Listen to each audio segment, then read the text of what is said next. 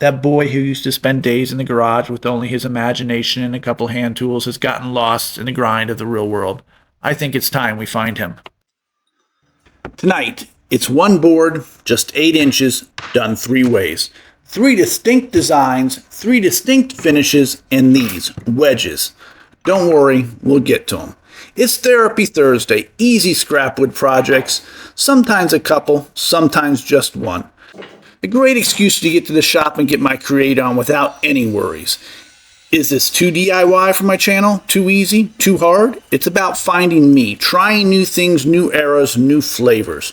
And today, I think we can do nearly all of it with this, one strip of old pallet wood.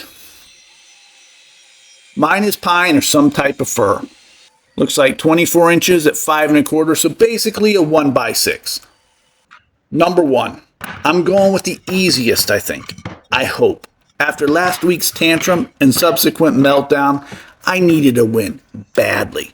This one is really not my thing, though. Although, I'm having fun and experimenting with different eras and different styles. It's Bauhaus-Inspired. No, not Bouger or Baja. Bauhaus. And I think when you see the final reveal, it will work quite well with what I have in mind. All right, 8 inches of board. We'll start there. I'm torn.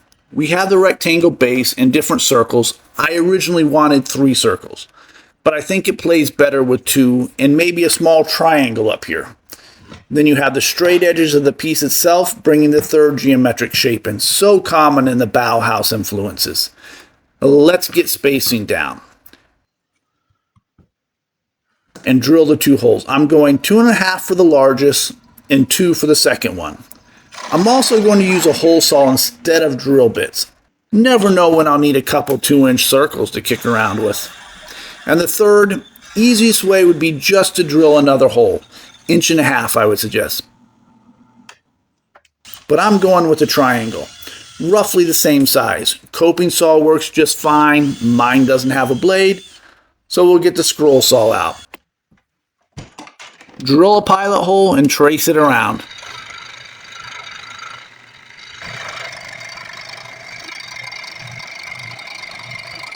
Okay, some quick sanding on all edges.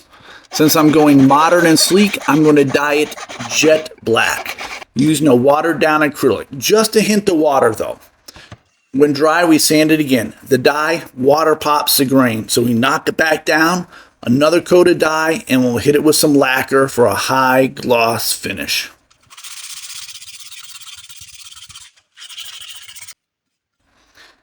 Anyone know what it is yet? Number 2. This is, I hope, the one I'm going to use in my house. It's considered probably rustic farmhouse meets folk art. Somehow, we now have 4 cats in our house. Yeah, along with the dog, horses, and sheep. And yes, one of those sheep did live in the house as my daughter bottle fed it back from the dead. He was smaller than our cat when we got him. He's huge now. So I'm just tracing the cat silhouette out here on our 8-inch board, then going to cut it out at the scroll saw. No one ever showed me how to use this. It seems easy enough, right? But I'm realizing that I push it way too hard. I need to just relax and breathe. Take it slow. The blade will cut tight curves if you let it spin in place before pushing it on, and smooth the edges out well. Then we hit it with the other one, sand it down to 120 grit. I just creep up on the lines nice and slow, nice and smooth.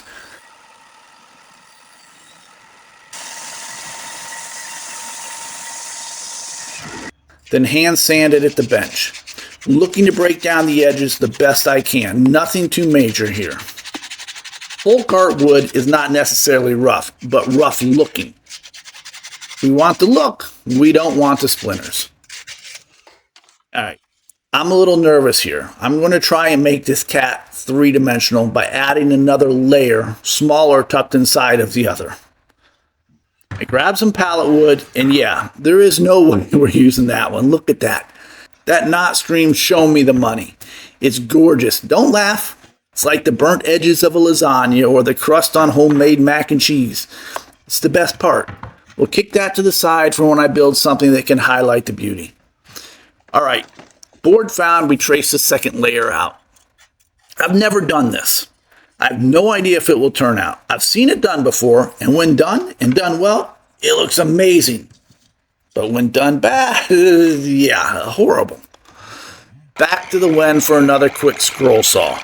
Then the benchtop sander again, smoothing out those curves, and a quick sanding, knock down those edges, and yeah, I'm feeling it. I went with, say, 1/2 inch stock for the second layer. The board was just a little thinner than the first layer. I have high hopes for this one. I'm feeling good. And the finish, paint, chalk paint. Look, don't let it scare you. It's just a name. It's basically acrylic paint or latex. Generally speaking, flat, not glossy. But I have glossy, so I'll go with that. And my choice of additive is plaster of Paris. I linked it in the description. You can grab it anywhere, though. And I just mix as I go. I don't have a specific ratio. There are recipes out there. I don't follow them. I just add some to the paint, mix it in, and make what I need when I need it. I apply a nice coat. Not perfect. A couple little misses here and there. Really rather rough around the edges, as we'll be sanding those down when dry anyway.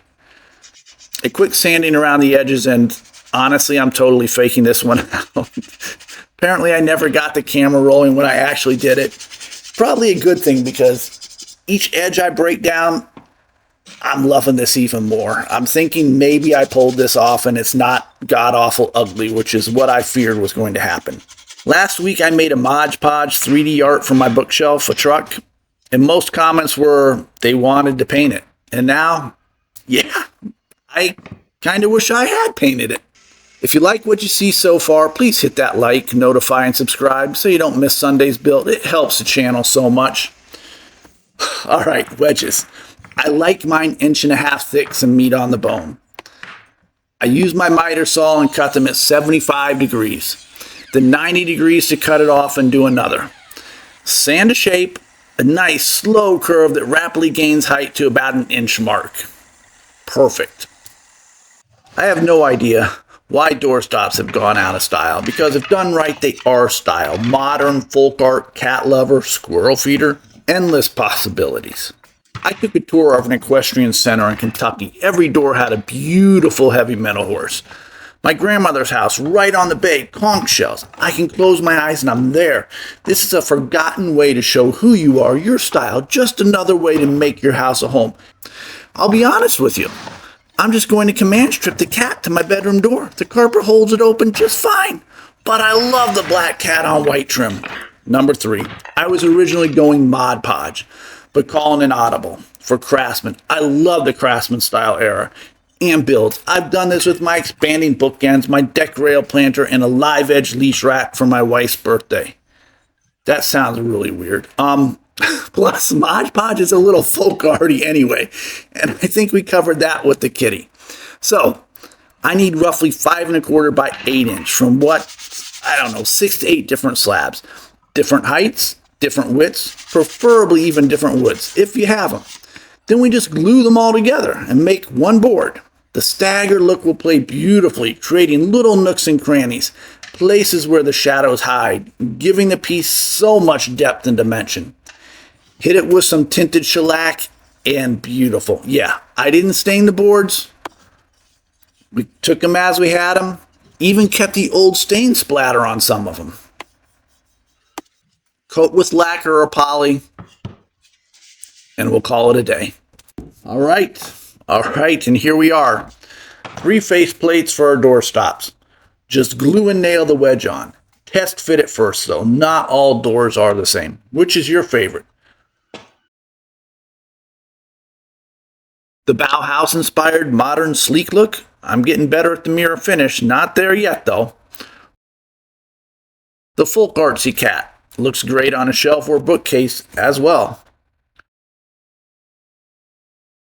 Or the Craftsman.